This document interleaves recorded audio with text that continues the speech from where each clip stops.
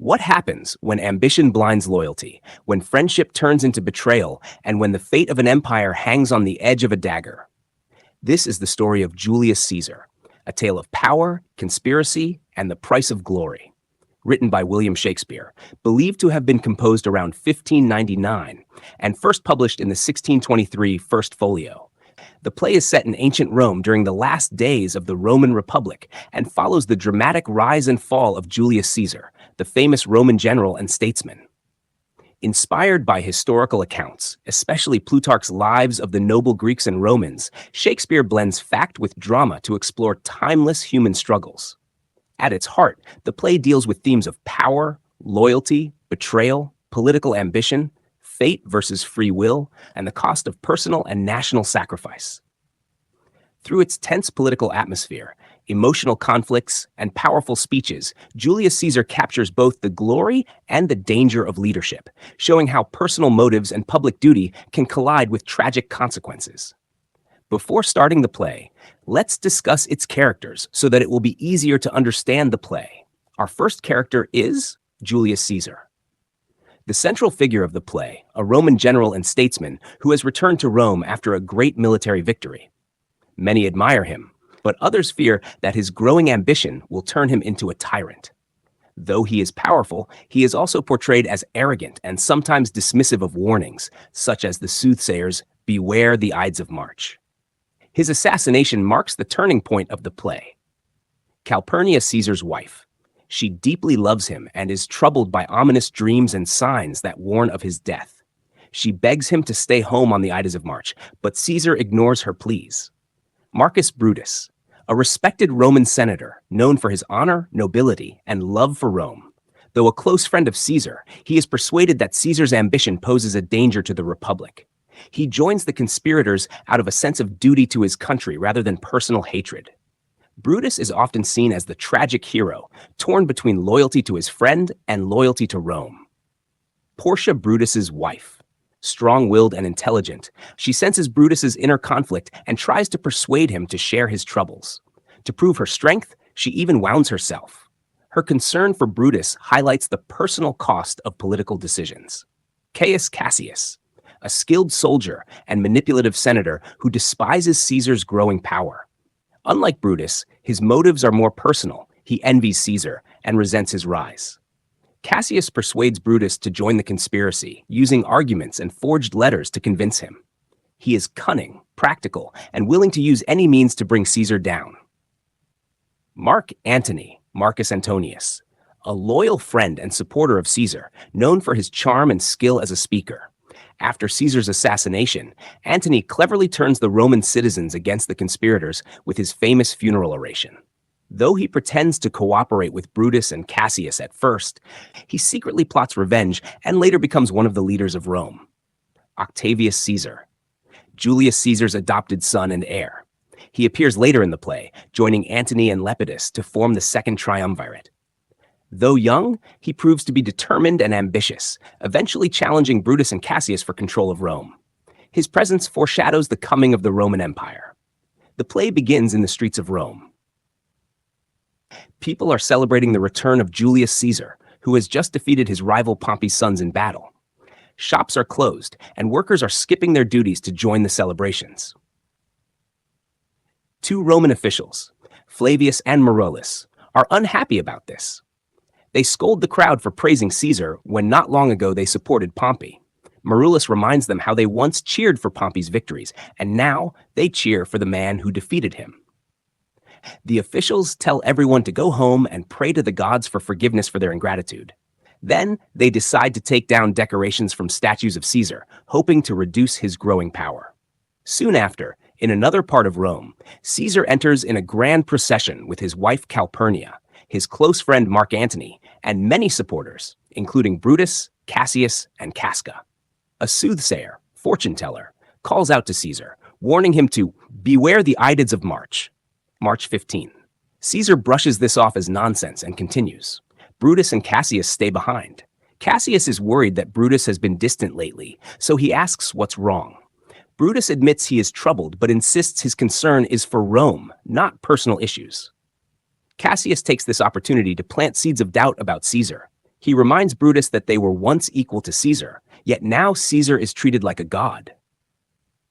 Cassius complains that Caesar is physically weak. He even needed rescue from drowning once, and yet Romans bow to him. Cassius warns that Caesar's ambition will turn him into a tyrant. While they talk, they hear shouts from the crowd. Casca joins them and explains what happened. During the festival, Antony offered Caesar a crown 3 times, but Caesar refused each time, though he seemed reluctant to reject it. Each refusal made the crowd cheer louder. Finally, Caesar had a sudden fit, falling to the ground in what looked like an epileptic seizure. After recovering, Caesar apologized if he had offended anyone and left. Casca also mentions that Flavius and Marullus have been punished for removing decorations from Caesar's statues. Cassius continues working on Brutus, telling him that Caesar's rise must be stopped. After Brutus leaves, Cassius hatches a plan. He will write fake letters, supposedly from concerned citizens, praising Brutus and warning about Caesar's ambition. He will throw these letters into Brutus's house to convince him to join the conspiracy. Brutus is alone in his orchard, unable to sleep. He admits to himself that he has no personal reason to hate Caesar. Caesar has not yet done anything wrong. But Brutus fears that if Caesar gains absolute power, he might become dangerous. Comparing Caesar to a serpent still in its egg, Brutus decides it is safer to kill him before he hatches into a threat. Lucius, Brutus's servant, brings him one of Cassius's fake letters. It urges Brutus to speak, strike, redress. In other words, to take action for the good of Rome. This pushes Brutus further toward joining the plot. Cassius then arrives with the other conspirators, Casca, Decius Brutus, Cinna, Metellus Cimber, and Trebonius. They discuss their plans. Cassius suggests they also kill Mark Antony, since he is loyal to Caesar and might cause trouble later. But Brutus refuses, saying their goal is to stop Caesar's ambition, not to murder his friends. He wants the killing to look like a noble sacrifice, not a bloody massacre. They agree to strike the next morning at the Capitol. Decius volunteers to make sure Caesar goes to the Senate, promising he can flatter him into coming even if he is hesitant. The group departs. Portia, Brutus's wife, notices he is troubled and asks what is wrong. She pleads with him to share his worries, reminding him she is strong and loyal enough to bear any secret. To prove her strength, she even wounded her own thigh without crying out. Brutus is moved and promises to tell her later. Elsewhere, Caesar is at home with Calpurnia. It is the morning of March 15, the Ides of March. Calpurnia is deeply worried because she has had frightening dreams and has heard of strange omens. A lioness giving birth in the streets, graves opening, warriors fighting in the clouds, and blood raining on the Capitol. She begs Caesar to stay home. Caesar dismisses her fears at first, claiming he is unafraid of death. But when she pleads again, he agrees to stay home to please her. Decius Brutus arrives to escort Caesar to the Senate. When he hears that Caesar is staying home because of Calpurnia's dream, Decius cleverly twists the meaning. He says the dream actually shows Caesar's greatness.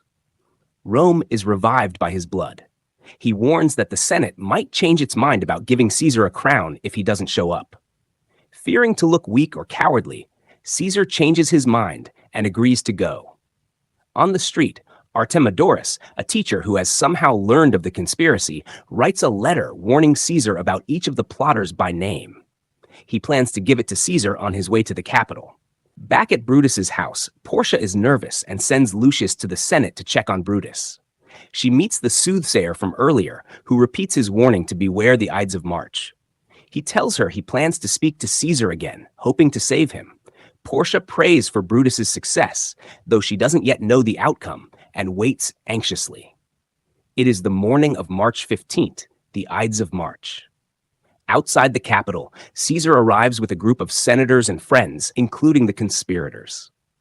Along the way, a man named Artemidorus tries to give Caesar a letter. This letter warns him about the conspiracy and lists the names of all the men plotting to kill him. Artemidorus urges Caesar to read it immediately because it concerns his safety, but Caesar brushes him off, saying matters that concern himself will be read last.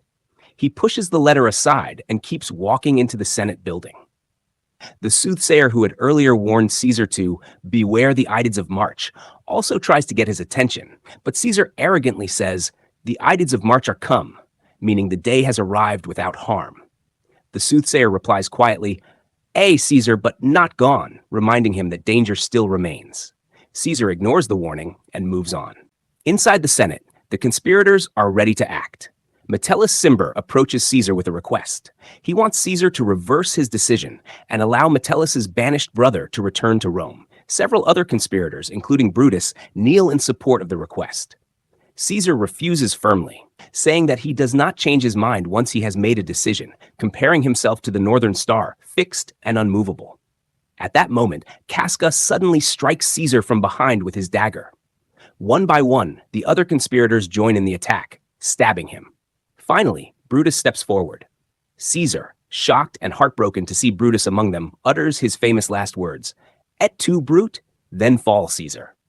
With that, Caesar collapses and dies at the base of Pompey's statue, his blood staining it. Immediately after the assassination, panic spreads. The senators who are not part of the plot run out in fear.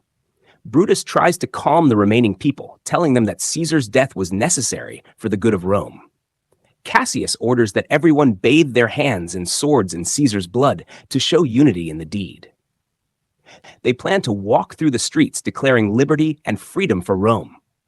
Mark Antony, who had been away during the murder, sends a servant to ask if it is safe for him to come and speak with them. Brutus assures Antony that he will not be harmed. Antony enters, looks at Caesar's body, and pretends to accept the conspirators' explanation. He shakes their bloody hands one by one, though he is secretly furious. Antony asks for permission to speak at Caesar's funeral. Cassius is cautious and warns against it, fearing Antony will stir the people against them. But Brutus, trusting Antony's honor, agrees, with conditions. Brutus says Antony must not speak against the conspirators and must only say good things about Caesar after Brutus has spoken first. Antony agrees to these terms, but once the conspirators leave, he is alone with Caesar's body and reveals his true feelings. In a powerful soliloquy, Antony apologizes to Caesar for appearing friendly with his murderers. He vows to stir up civil war in Rome and cause such chaos that mothers shall but smile when they behold their infants quartered with the hands of war. Antony predicts that Caesar's spirit will rise to seek revenge. Antony is then joined by a messenger who tells him that Octavius Caesar, Julius Caesar's adopted son and heir, is on his way to Rome but is still outside the city. Antony tells the messenger to wait until after the funeral before bringing Octavius in. The scene shifts to the Forum, where Brutus addresses the Roman citizens. He explains calmly and logically why Caesar was killed. Brutus says that he loved Caesar, but loved Rome more.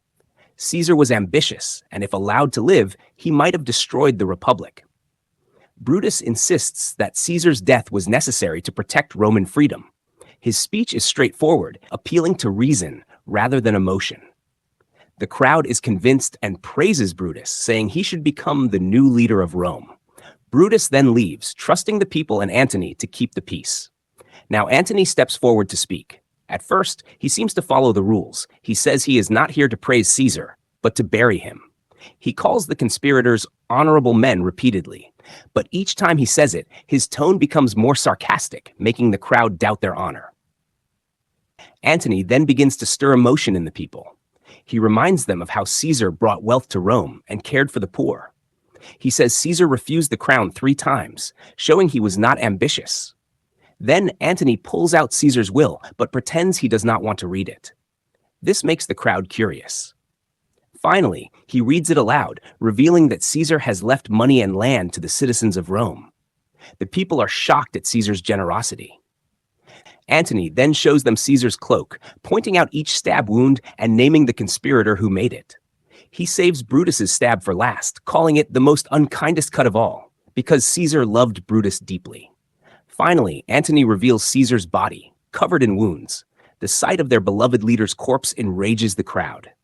The people riot, vowing revenge against the conspirators. Antony, knowing his plan has worked, sends the crowd into chaos. The mob runs through the streets, burning and looting. In their fury, they come across a man named Cinna, a poet who has the same name as one of the conspirators. The mob mistakes him for the conspirator Cinna, and, despite his protests, kills him on the spot. This shows how uncontrollable the citizens have become. After Caesar's murder, Rome falls into confusion. Mark Antony joins forces with Octavius Caesar, Caesar's adopted son, and Lepidus, a general. Together, they form a ruling alliance known as the Second Triumvirate. To secure their power, they make a list of enemies who must die, including some of their own family members. They plan to crush Brutus and Cassius, who have fled the city and are raising armies in the east. Antony shows his sharp, ruthless side in this meeting. When Lepidus leaves to run an errand, Antony mocks him as a weak man, useful only for small tasks. Octavius, however, defends Lepidus, showing that he respects him more than Antony does. This small disagreement hints that Antony and Octavius may not always work together smoothly, but for now, they remain united to fight their enemies. Meanwhile, in a military camp in Sardis, Brutus and Cassius prepare for war. Tension rises between them. Cassius is angry that Brutus condemned one of his soldiers for accepting bribes. Cassius feels insulted because he had supported that man. Brutus responds firmly, saying that taking bribes is dishonorable, especially since they killed Caesar to stop corruption. The argument grows heated. Cassius feels Brutus no longer trusts him and, in despair, even offers Brutus his dagger to kill him if that is what Brutus wants. Brutus calms the situation, and the two men finally reconcile. To prove their friendship is still strong, they drink wine together. Their bond is repaired, but the stress of the civil war weighs heavily on both. Suddenly, news arrives that adds even more pain. Portia, Brutus's wife, is dead.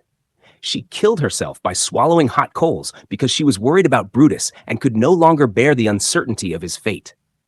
Brutus hides his deep grief, refusing to show weakness in front of his men. Instead, he throws himself into planning for the coming battle. Reports then come that Antony and Octavius are marching toward Philippi with a huge army. Cassius suggests they stay where they are and force the enemy to come to them, since that would tire Antony and Octavius's troops. But Brutus disagrees. He argues that their own army is strong now, but may weaken if they wait. He says it is better to strike at Philippi before their enemies gather more forces. Cassius reluctantly agrees, and they prepare to march. That night, Brutus is unable to sleep. As he sits in his tent, he sees a strange figure, the ghost of Julius Caesar. The ghost tells Brutus, "I shall see thee at Philippi." Brutus is shaken, but takes it as a warning of his fate. At Philippi, the two armies face each other. Before the battle begins, the leaders meet and trade insults. Antony calls Brutus and Cassius traitors, while Octavius shows he will not be pushed around, insisting that he will command his army as he chooses. The argument ends without agreement, and both sides return to their troops, ready for war. The battle begins fiercely. Brutus's army at first succeeds, pushing back Octavius's forces, but Cassius struggles against Antony's troops. Watching the battlefield, Cassius believes his side is losing. He sees his tents burning in the distance and feels despair. He sends his loyal friend Titinius to find out what is happening, while he remains with his servant Pindarus. From a distance, Pindarus sees Titinius surrounded by horsemen and mistakenly thinks he has been captured. Cassius, devastated, believes his dearest friend is lost. In despair, Cassius decides he cannot live any longer. He reminds Pindarus of a promise made long ago. If Cassius ever asked, Pindarus would help him die. Cassius offers his sword, and Pindarus reluctantly stabs him. Cassius dies, believing the battle is lost. Moments later, Titinius returns safely. The horsemen were actually friendly troops greeting him with joy. When Titinius sees Cassius's body, he is overcome with grief and guilt. He places a wreath on Cassius's head and then uses Cassius's sword to kill himself. Brutus soon arrives and finds the bodies of both his friends. Though heartbroken, he honors them and swears to continue the fight in their names. The battle resumes. Brutus's forces fight bravely, but they are eventually defeated by Antony and Octavius's armies. Knowing the end is near, Brutus chooses not to be captured. He asks several of his friends to hold his sword so that he may run onto it, but they refuse, unwilling to take part in his death. At last, his loyal companion Strato agrees. Brutus runs onto his own sword and dies. His final words show his acceptance. "Caesar, now be still. I killed not thee with half so good a will." He means that he goes to his own death more willingly than he struck Caesar down. When Antony and Octavius arrive at the scene, they find Brutus's body. Antony speaks with respect, calling Brutus the noblest Roman of them all. Unlike the other conspirators, who acted out of envy or ambition, Brutus truly believed he was protecting Rome. Antony honors him as a man of honesty and principle, even though he was an enemy. Octavius then orders that Brutus be buried with full military honors. With that, the war is over, and Octavius and Antony return to Rome as victors, ready to rule. The tragedy of Julius Caesar ends with the downfall of powerful men caused by their own mistakes. Caesar is too proud and ambitious, ignoring clear warnings of danger. Brutus, though noble, is too idealistic and chooses honor over friendship, which brings chaos instead of peace. Cassius is driven by jealousy and mistrust, and his own plots destroy him. Antony uses cleverness and revenge to rise in power, but Rome is left broken in civil war. The play shows how ambition, betrayal, and misplaced loyalty can destroy both leaders and their dreams, leaving only loss, blood, and sorrow behind.